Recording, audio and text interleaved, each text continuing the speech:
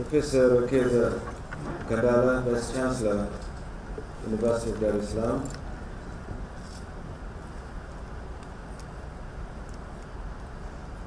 The Regional Commissioner of Arusha, our host here, Professor Makenya Maboko, Deputy Vice Chancellor, University of Dar es Salaam, and the Chairperson of the Local Organizing Committee,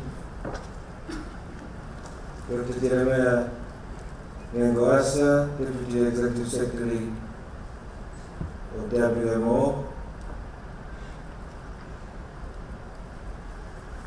Her Excellency Mrs. Tumosime Roda Peace, Commissioner of Rural Economy and Agriculture, UNECA, Dr. Qasim Asrar, Director of the World Climate Research Program, WCRP, Dr. Seleshi Bekele and Dr. Arami Toh, African Climate Conference co-chairs for 2013. Professor Chris Yanda, Director Center for Climate Change Studies at the University of Dar es Salaam, member of the Diplomatic Corps, distinguished conference participants, ladies and gentlemen. Please allow me at the outset to express my most sincere appreciation for the honor you granted me to officiate the opening of this conference. I am pleased to know that the conference is organized by the World Climate Research Program and the African Climate Policy Center, and that is, it is hosted by the University of Dar es Salaam. It is also my pleasure and honor to formally welcome Tanzania, the conference organizers, and all the participants. I wish to assure you that the government of the United Republic of Tanzania recognizes the enormous significance of this conference. It is our understanding that the conference is meant to provide an opportunity for the exchange of knowledge and serious deliberation of climate change and development planning in the continent. We trust that the opportunity will be utilized well to ensure first and foremost the expansion of the scope of existing knowledge and the potentially disastrous phenomena of climate change, and secondly, enhancement of intimate collaborations among African climate scientists and development partners. This unique assembly will foster the worldwide efforts to better understand the nature of the phenomena in question and its consequences on life in general and human development in particular. Ladies and gentlemen, I'm delighted to know that one of the anticipated outcomes of this meeting is to bring African development planners closer to the realities of climate change emanating from scientific research.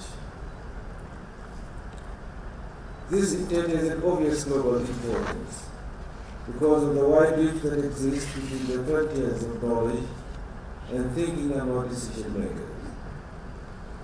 I must hasten to say that such a divide is even deeper and threatening in the African context.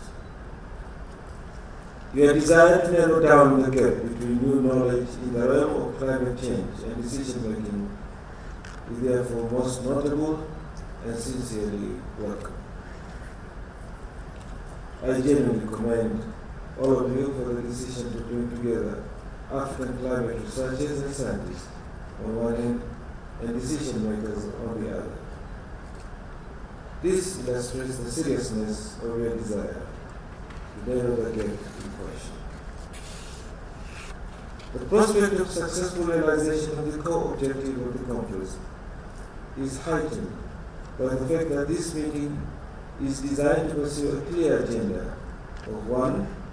Assessing the state of knowledge of the African climate system, 2.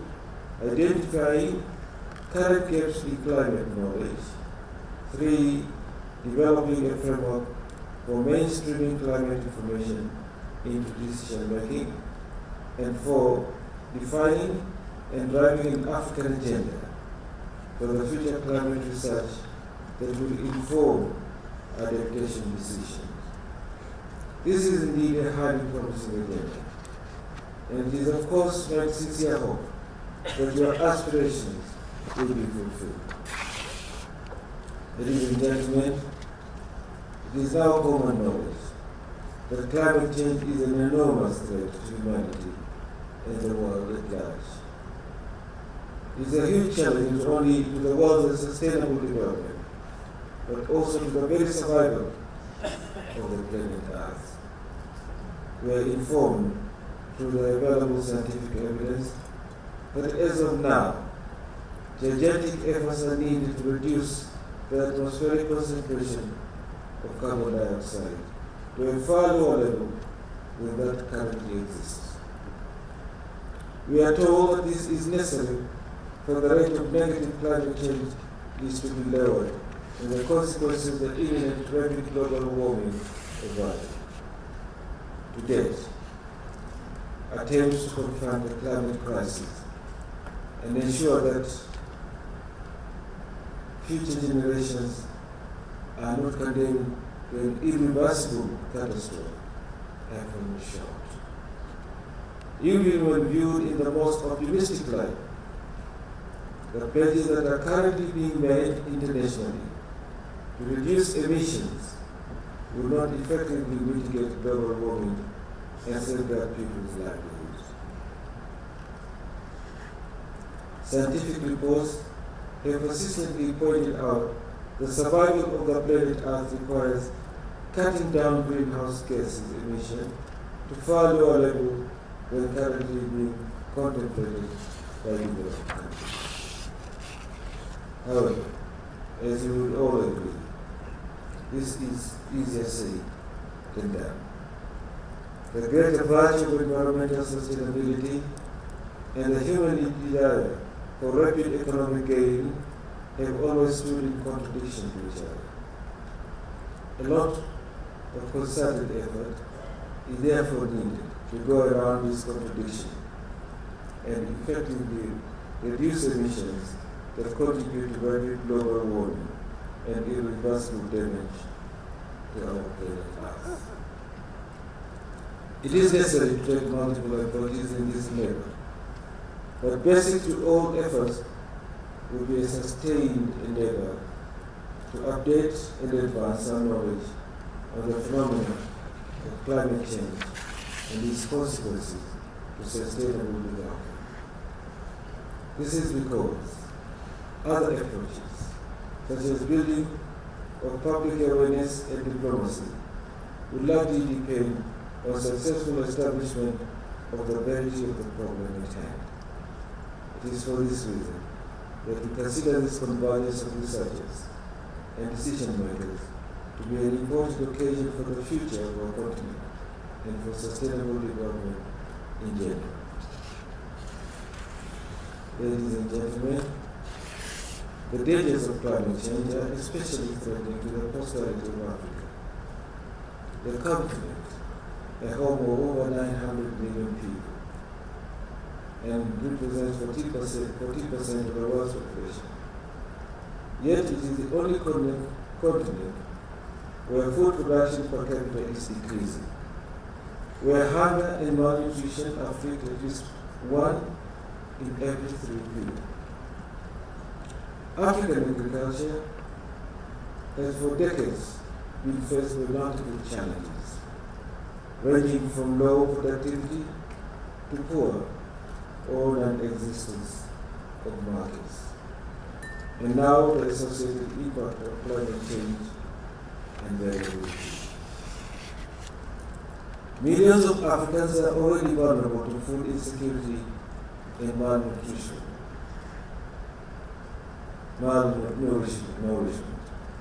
This is particularly evident in rural areas, where people depend primarily on agriculture for food and income.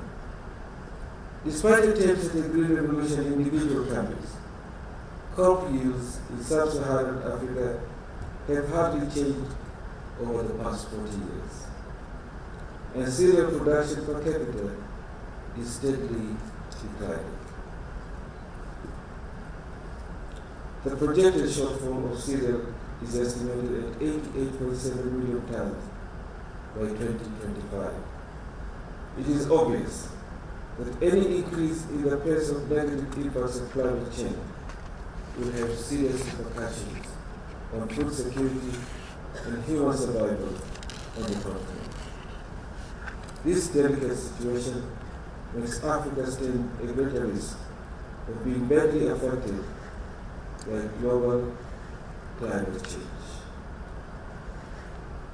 Your contribution toward the mitigation of this danger are therefore sincerely welcome.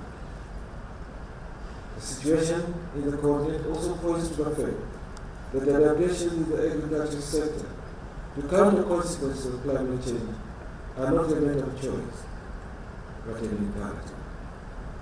As already noted, environmental scientists have a crucial role to play in fulfilling this necessity. Ladies and gentlemen, in the intellectual and diplomatic grounds, the United Republic of Tanzania participates in the negotiations meeting in order to contribute towards meaningful changes in the world's modalities for environmental stewardship. More visibly, Tanzania recently participated in the Intergovernmental Panel on Climate Change, IPCC, which is an intergovernmental body for knowledge generation. Professor Yada is very active with many international fora in matters pertaining to environment. We are most grateful for his contribution to this aspect of boosting knowledge and understanding of environmental climate change in Tanzania and in Africa in general.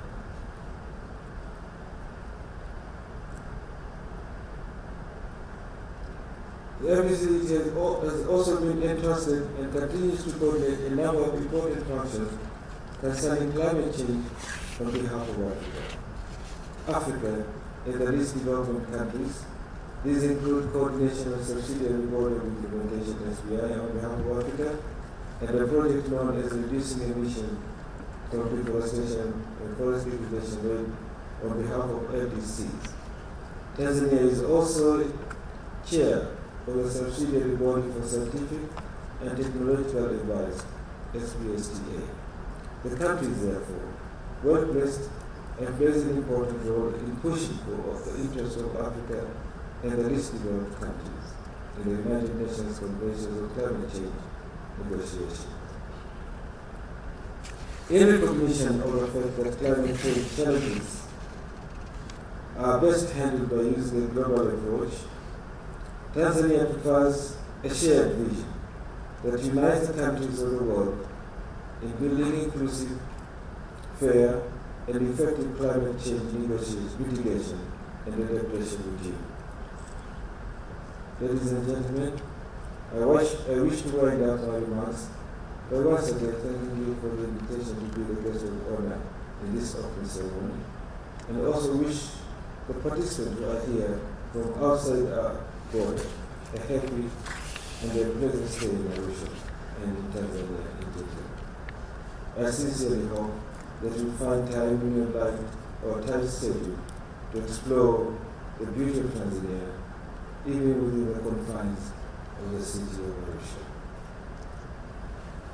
Mr. Molongo is here at RC and can give you all the information that is necessary to visit all the most interesting places in this region of ours, Arusha. But as has probably been advised by our previous speakers, Professor Yanda urging us to eat as much meat as we can, and Professor Bukandara cautioning us for those of you who might be prone to gout and possibly other ailments. You can find a better choice of what to do. But nevertheless, don't miss the opportunity to enjoy yourself while you are in Arusha. Arusha is a pleasant country, is a pleasant region. It's absolutely very friendly people that you will find here. And other more interesting and exciting places are not very far from here. The Gorogoro, the Serengeti, if time permits, definitely after the conference, please do not hesitate to visit all these places. I wish you that you have a very pleasant stay here in Tanzania and in Arusha. Ladies and gentlemen, with these few remarks, it is now my earnest pleasure to declare the African Climate Conference 2013 officially open. Thank you for your attention.